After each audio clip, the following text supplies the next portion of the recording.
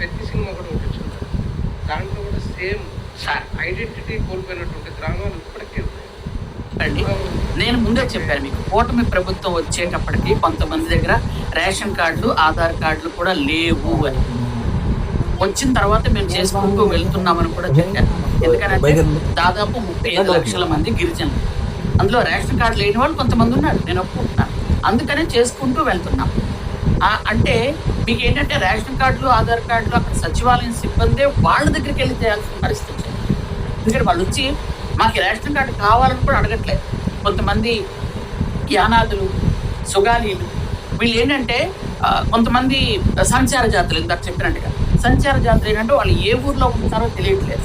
అట్లాంటి వాళ్ళు మేమే రిక్వెస్ట్ చేస్తున్నాం, మీరు ఉండండి, ఇక్కడే ఉండండి, ఉంటే మీకు ఏదైనా మేము చేయగలుగుతాం.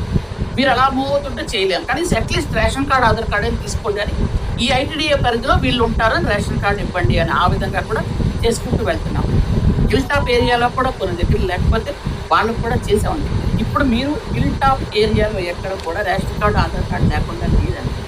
అంటే మూవీ చూసినంత అంటే నేను ఆ సినిమా చూడలేదు, సారీ, నాకు తెలియదు. యాక్చువల్గా సినిమాలో జరిగినవన్నీ నిజం కావండి. ఏదో ఎగ్జాగ్రేషన్ ఉంటుంది కదా, 10% ఉంటే 90% రాసుకుంటారు కదండి కదా.